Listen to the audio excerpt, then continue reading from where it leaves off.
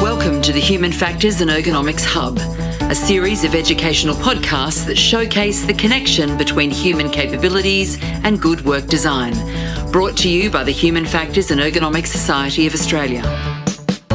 Hi, I'm Sharon Todd, and it's great to be back after a short break. Today, I'm chatting with Professor Jodi Oakman about the APHIRM Hazard Identification and Musculoskeletal Toolkit. Many of you may know Professor Jodi Oakman as she is the Centre for Ergonomics and Human Factors at Trobe University. She is an ergonomist and human factors specialist and worked in a range of industry settings before moving into academia. Her research program is focused on working with organisations to optimise employees' physical and mental health. She led the development of the APHIRMToolkit, an online platform designed to support organisations in reducing stress-related mental health and musculoskeletal disorders through a participative approach. So, Jodi, thank you very much for chatting with us today on this podcast about the APHIRMToolkit that you've developed. And so I'd love to talk a bit more about that. But firstly, I thought I'd just ask a little bit about what you do these days, where you work, and what your involvement in human factors is. Yeah, thanks, Sharon. Lovely to be here.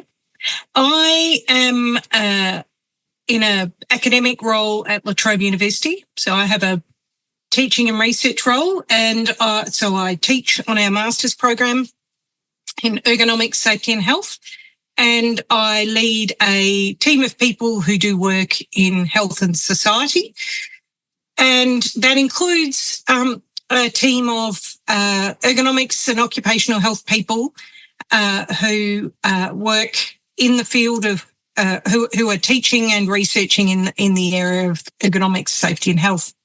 And I lead a research program in work and health with a large focus at the moment on musculoskeletal disorders and stress-related mental health. So we do work broadly around the area of work and health, but there is a focus at present, and actually there has been for the last probably 10 to 15 years around musculoskeletal disorders and stress. So has that focus been the background to the APHIRMToolkit that you've developed? Yes, it certainly is the background to that, and my colleagues before me led the formative work which underpinned the development of the toolkit. So adjunct Professor Wendy McDonald led the development of that in the early 2000s, and there's a published review in 2006 which was auspiced by the old National Safety Health Commission, NOSC.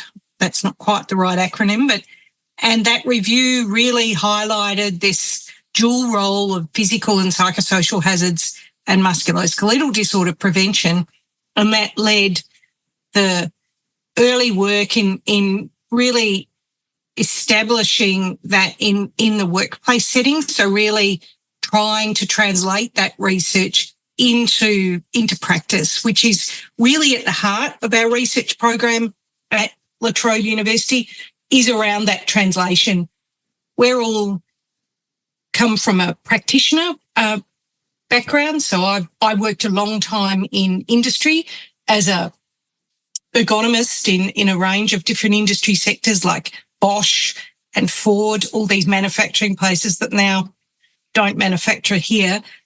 And so now our focus is very much on what will work in practice. So that's a very different paradigm to some other research that happens, which is more lab-based and looking at how to proof of concept. We're really about trying to work out what will work in practice, and that creates some interesting challenges for research, because things that I would do as a researcher may be different to what I would do as a practitioner, but our focus is on proof of concept in real world and what will work there. So if that's been the paradigm, tell me about the APHIRM tool and how that meets that paradigm.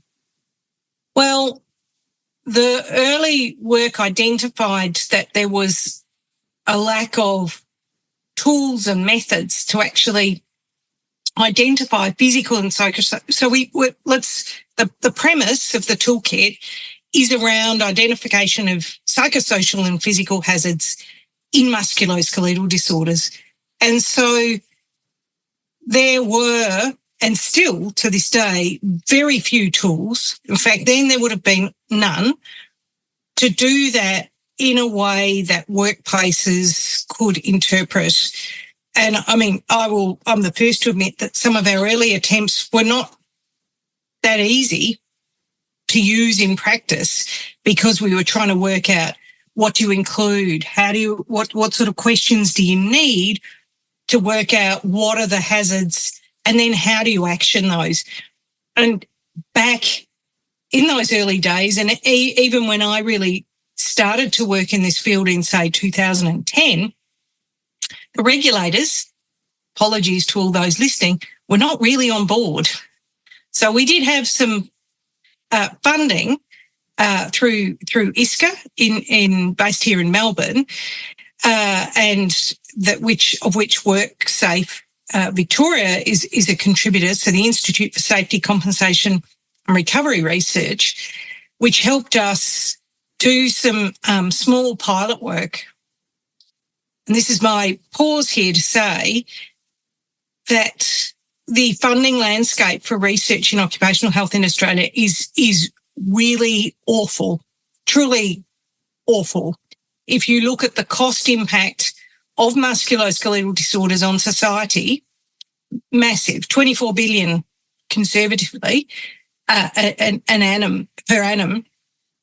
The amount that goes into research to fund that is minuscule compared to stroke, cardiovascular disease, because the consequences, it doesn't kill you, it just impairs your ability to work. So despite this massive impact of musculoskeletal disorders, so that's by way of saying it's very difficult to build a program of work to get things done quickly. And so if you look at what we've done to build the APHIRM toolkit, you go, oh my God, they're terribly slow. But it's because it takes time, and the regulators were not really that helpful. They did give us some money, but the information and guidance around psychosocial hazards was really not very comprehensive, and certainly not in relation to MSDs. That's a really recent change with the introduction of the psychosocial hazard regulations in many of the states, not Victoria, but as yet. But so that's by way of saying, so that now we're in a place where we actually there is appetite for change. So the toolkit in its first iteration was a paper-based tool with a big wad of information and resources for workplaces to survey their workers, to identify what their hazards are, and then participatively, and that's really important, it's the crux of the toolkit, develop a set of risk controls to address those hazards. But a lot of manual work, as in manual, entering of data and things. So it wasn't till 2019 that we gathered together enough funds, and Trobe University were useful in providing some of that seed funding to develop an online toolkit. And that's really enabled us to get going with that, plus the interest from many of the states, which is driving organisations to think about psychosocial hazards in relation to musculoskeletal disorders. We're not there yet, but now at least people know what psychosocial hazards are. And so hence the toolkit in 2019, it's available online, a whole lot of resources and tools for workplaces to use independently or with support from us, and to undertake that identification process. And very recently, just this year, it's been expanded to include some occupational violence, bullying and harassment, and at a stress-related measure, which works that organisations can choose whether they want to manage their musculoskeletal disorders or their musculoskeletal disorders and stress-related mental health together. Okay, so what's the connection or the understanding between psychosocial risk factors and musculoskeletal disorders? The evidence around the psychosocial hazards of musculoskeletal disorders has been around the evidence of the relationship between exposure to those psychosocial hazards and musculoskeletal disorders has been around for decades.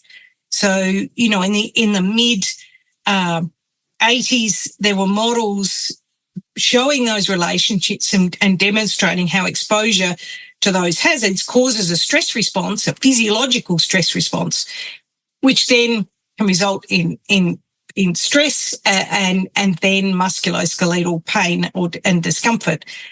And in fact, one of the, I'll say seminal models, but one of the very well-known models is from the National Research Council in the United States. And the key point of interest of that is that it's in the United States. A panel of experts got together, reviewed the evidence, developed this model, which looked at the psychosocial hazards, physical hazards, and the relationship with musculoskeletal pain, and determined that there was a relationship, and this was something that workplaces, they didn't go as far as that, but that in the States, there is a big resistance towards work causing any sort of problem. So the fact that this model in the early 2000s was developed was really groundbreaking back then. This is all by way of saying that none of this is new. The new bit is that we've finally decided that we should do something about that, and hence the APHIRMToolkit is there to support that. But there are still very few tools which look at psychosocial hazards and physical hazards for musculoskeletal disorders. Most of them look at either psychosocial hazards or physical hazards, and the outcome, if it's psychosocial hazards, is stress. So that's a key. We did a big review, a systematic review a few years ago, which is publicly available on the Centre for Work Health and Safety New South Wales website, and there are several articles that we've written on that, which shows the tools and what's used and where. And APHIRM is only one of three, the only one in Australia. It's one of three worldwide. The other two are not as comprehensive, but it's hard for us to say that. But we did this objectively. It was a big, rigorous, systematic review.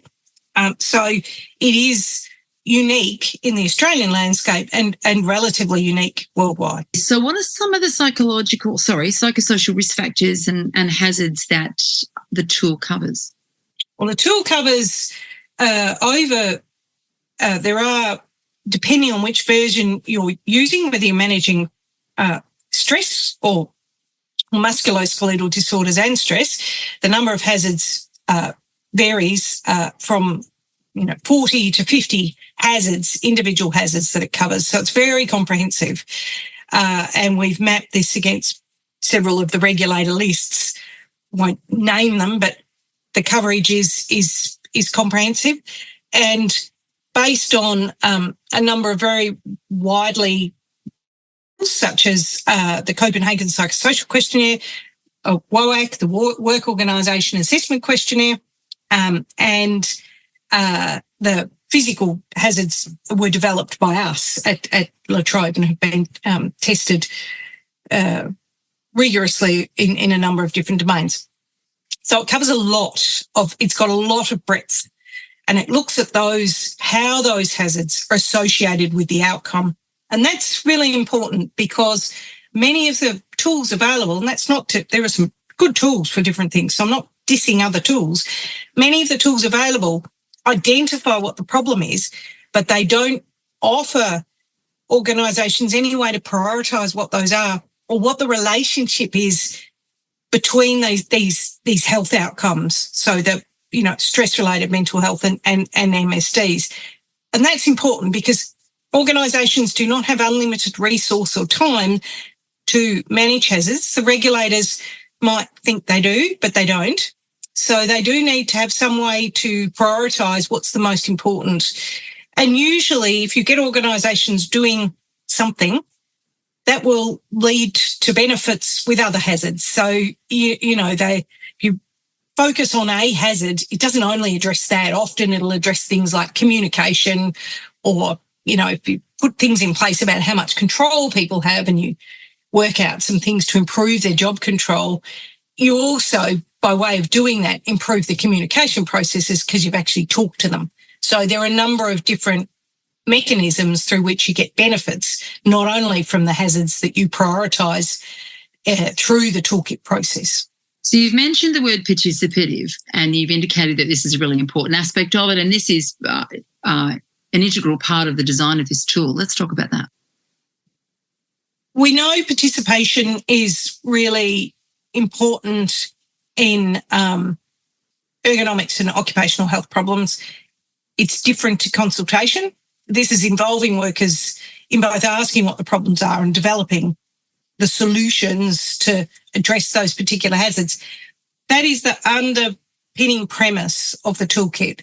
So you ask workers through the survey, which is one of the first parts of the toolkit process, it's not the first, but it's one of. And that survey enables, through people responding, to identify what those hazards are, and then in a magic algorithm at the back of the online survey platform, that then prioritises. It gives the workplaces a list of 10 hazards to which are the most important in relation to MSTs and stress. So there might be other important hazards, but they're not related to those things, and that's an important distinction. And then workers are asked for feedback on what's causing those particular problems. So it's all very well to identify that, forward bending or communication or problems with job support are a problem, but what are the sort of what's causing those issues, and then what are the solutions? And that's really core to the toolkit process, that workers are asked about what those are. And of course, I can hear some people saying, but it doesn't necessarily mean they're the right risk controls, and that's true. But there is a team which manages the workplace, the toolkit process, and they then can work with those controls and the feasibility of those, but they have that information there, and workers have had been able to provide that sort of feedback. Okay, I'm just going to move backwards slightly in terms of the psychosocial hazards that you address in the tool, because then from that comes obviously the control discussion as well. But these are things like work pace, supervision. Let's talk about some of those. Yeah, so communication with supervisors and workers, those relationships both sideways, so with co-workers and with management. The sorts of some of the physical environment hazards are also psychosocial hazards. Things like work pace, the demands, both cognitive demands and pace demands, because they're different, as people will know. There are also things like how much decisions people need to make. So conflict between the decisions. Are they clear about what they need to do and when? How much autonomy people have over when they can take breaks or not. And that's probably the broad sort of range of hazards. And then we ask different sort of questions around those particular groups. The hazards are all listed on our website, so people can see what they are that they ask, because I think that's important. People want to understand what's involved in the particular survey process, because that can be new for workplaces, that some of these hazards are to do with people management. So how well the sort of communication channels are happening. What are the processes like promotion opportunities? That is a psychosocial hazard. also included in the toolkit are important for people and relate, can cause stress, but for workplaces to understand that they're going to be asking workers about these, and they may get information that they're then going to have to do something with. And I think that's really important, that workplaces, if you're going to bother to implement the toolkit, you need to commit to doing something before you do that toolkit process, because otherwise it's a waste of time and you actually run the risk of making things worse, because you've asked people for their opinion, you've asked them a whole bunch of questions, you've taken up their time, and then if you do nothing, that's a problem. Yes, and unfortunately that does happen a lot in workplaces, doesn't it? Things get brought up and not followed through. Just a question, does the tool address overwork? Because it's a huge issue in the Australian workforce at the moment. I'm just wondering if it addresses any aspect of that. As in working hours? Working hours and demand across those hours. Yes, that's right. It is a really important, it is a really key issue. So it addresses working hours, but also job demands, as I said before, job demands as in the amount, and then the pace at which you have to work, because they can be different, and the cognitive demands. So how much cognitive load is there in your work? So if we've talked to the workers and we've got all this information, and then the tool's going to help us with controls, what are some of the controls that I realise it's dependent upon the hazard that's been identified, but what are some of the controls that the tool suggests? That's right. That really does depend on the hazards you've identified. But I think that's one of our most pleasing pieces one of the things that we're very proud of is the risk control solution resource that we provide. And we did have very positive feedback from the regulators on that particular guide. So that's also pleasing, because that can be hard to get. So within the toolkit, there is a resource guide. So when you're up to developing the risk controls, it looks at the sorts of controls that might be appropriate for a particular hazard, because there are upwards of 54 different hazards. So there are many different controls. Some of them, the controls might be very similar, but the aim, it's probably easier if I talk about the intent of the controls, is to really look at using what we call higher order controls. So rather than focusing on the individual worker and trying to fix them through training, maybe how to lift training or some other sort of EAP program, not that EAP is not an appropriate thing to have, but trying to move away from fixing the individual into looking at the systems of work in which the worker is operating. So we're really focused on looking at what are the sort of organisational influences that are causing those particular problems, so you can address the hazard at source rather than at the individual. So that is the primary intent. That's challenging because you're really trying to get people to shift away from what is a mentality that someone can work better or safer into something about, well, if you put organisational things in place, such as, are they clear about what their job is and what they need to do by when? These are things that are addressing psychosocial hazards. So that's the intent of the guide, and that's probably easier for me to talk about than the individual hazards because they're hugely varied. But the idea is that organisations will use those particular, will use those prompts to think about things beyond pre-work stretching and those other individual focused controls. Obviously, we're talking about hazards in industry. I'm just wondering, are we able to use the tool? This might be slightly off track, but are we able to use the tool at all to assist with the design of work systems? In its current form, it's designed for medium to large organisations. If you were, I think maybe you're thinking about if there was a change to how something was actually being done, you would have to think about how you actually use that process, but certainly if you were doing a redesign from a current process, you can use the toolkit to identify what those issues are now, so that that can inform your decision making about what's actually needed for the future design.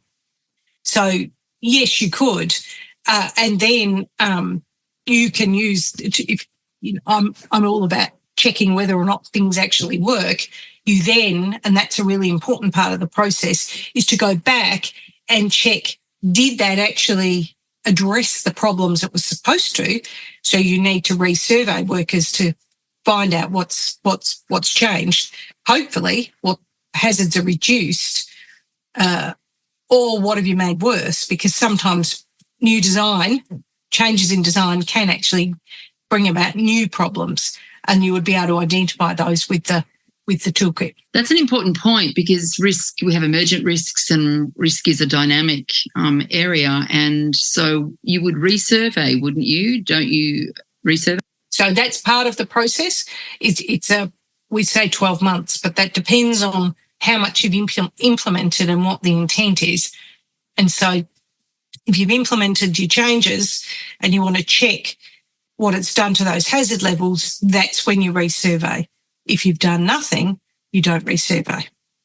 So it's good point. The time period is variable and depends what you're actually trying to show. So what's the uptake been like for a tool like this? Because obviously you're asking for buy-in from an employer or organisation to implement this tool and participate and talk to their workers. How's that gone? We released the toolkit in 2019.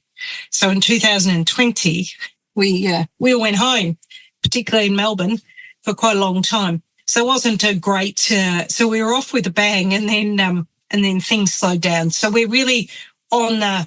I'd say now, as of this year, and moving into next year, we're on an upward sort of trajectory. WorkSafe Victoria have a webpage about the APHIRM toolkit, and so we're just starting to see the sort of impact of that.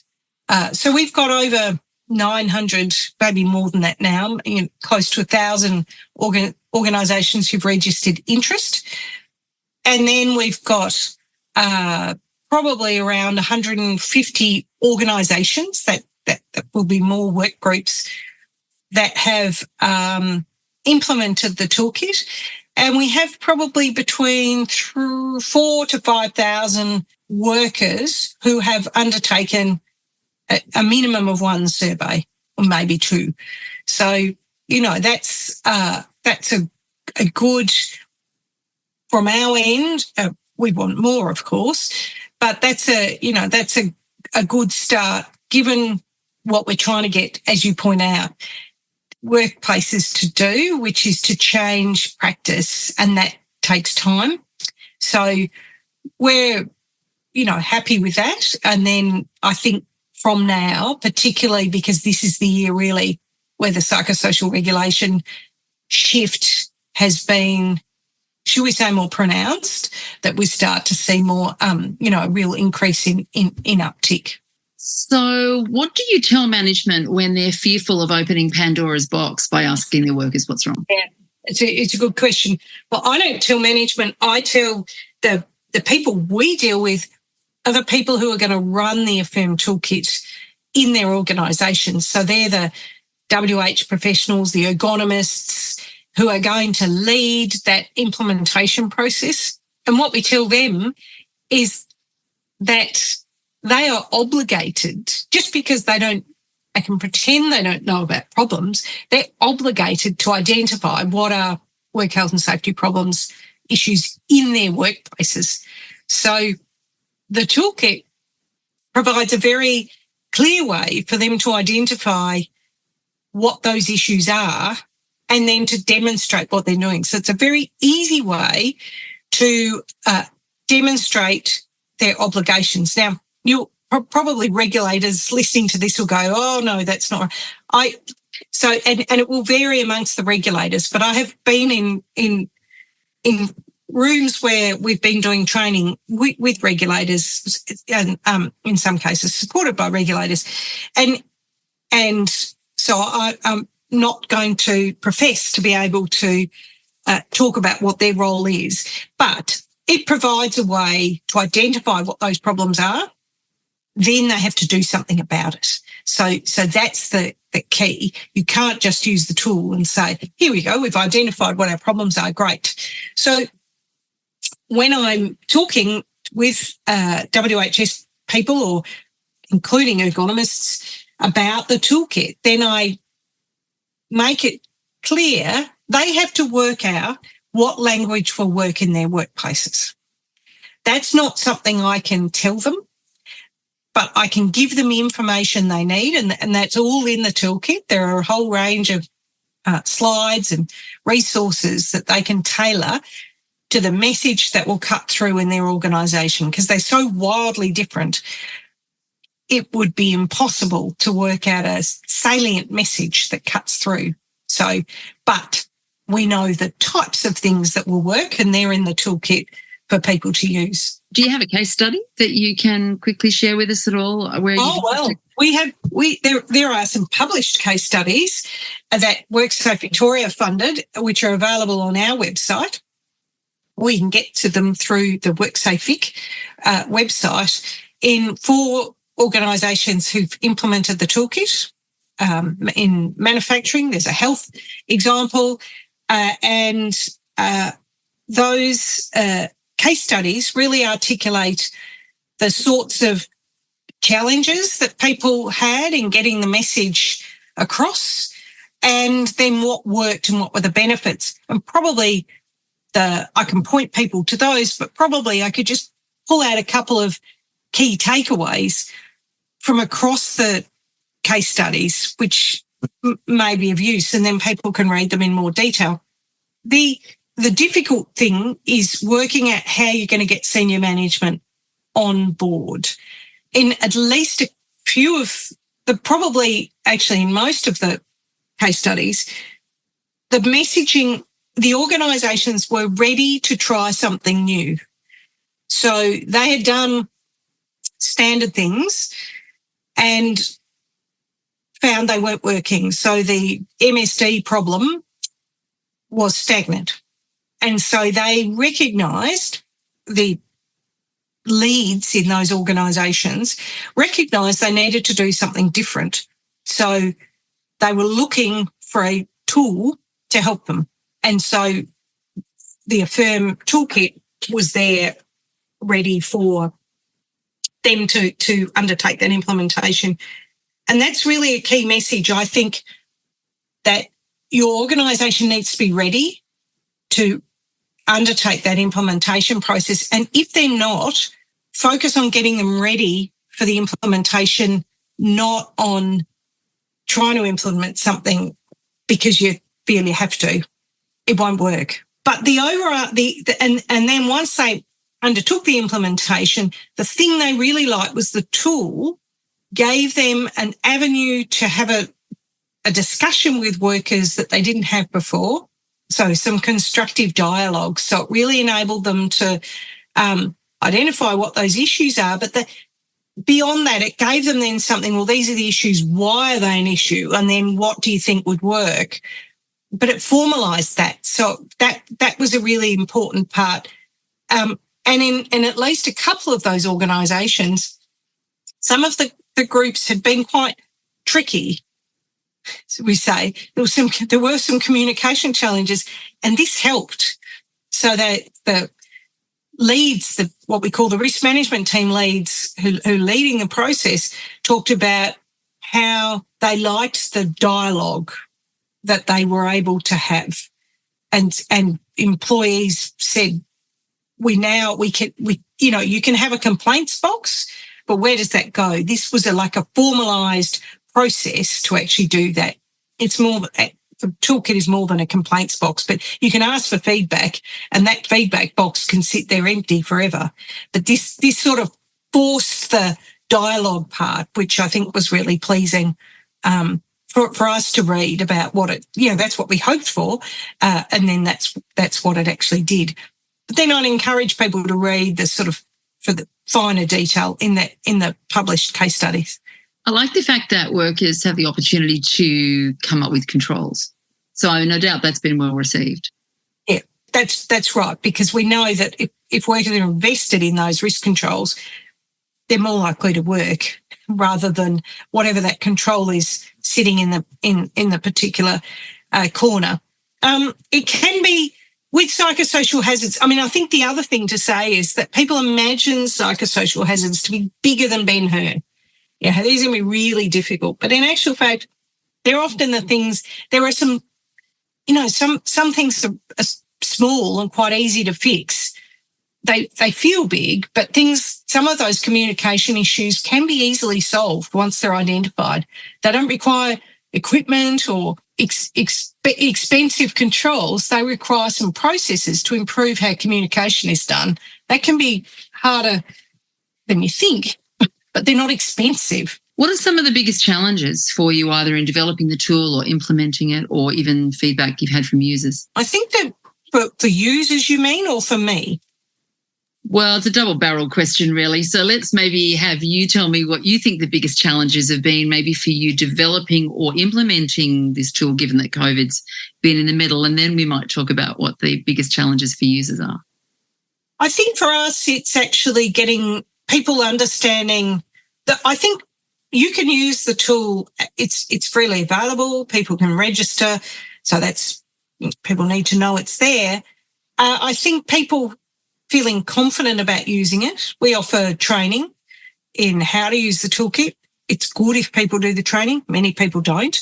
And there's now a whole suite of resources to help people with that learning process. So that's there.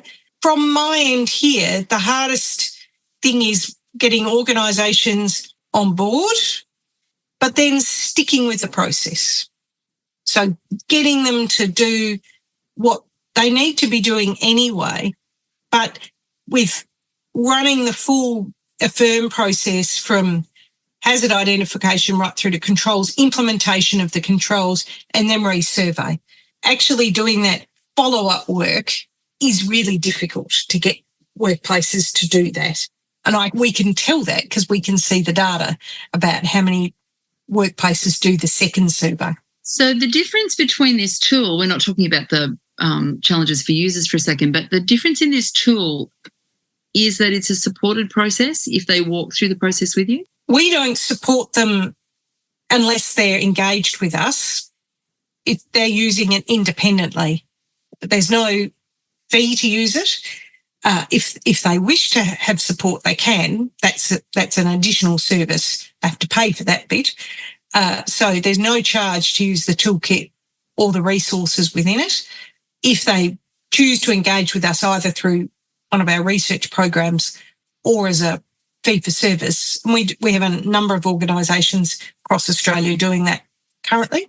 So then that has a charge associated with it. My last question actually might be, what's next? We have just submitted a proposal for a large trial in using the new toolkit to look at what are the most effective ingredients, interventions that are effective. We know anecdotally what works and what doesn't, but we don't have good research to support what works and why. And so we have just today submitted a large national government-funded proposal to undertake that work and look at what are the cost-benefit of interventions in using the APHIRM toolkit. The cost-benefit data in Australia is terrible. There's very little of it. As I said before, our funding landscape for occupational health is atrocious. So I hope that in this case that we are successful, because I think understanding what are the relevant parts to those interventions, which I guess signal whether something's going to work or not, is really important information. And if we can work out what those things are, I think that will really be a substantial game changer in intervention research, which I might add, there's a reason why our intervention research is sparse, is because it's hard. It's much harder than the lab work I was referring to before, because it's very messy. But I think that's what we need to do, and that's what we're proposing to do should we be successful next year. And if we're not successful, we'll have another go. Thanks for joining us at the Human Factors and Ergonomics Hub, brought to you by the Human Factors and Ergonomics Society of Australia, where human-centred design really matters. If you like this podcast, make us your favourite in your podcast app. We look forward to chatting with you next time.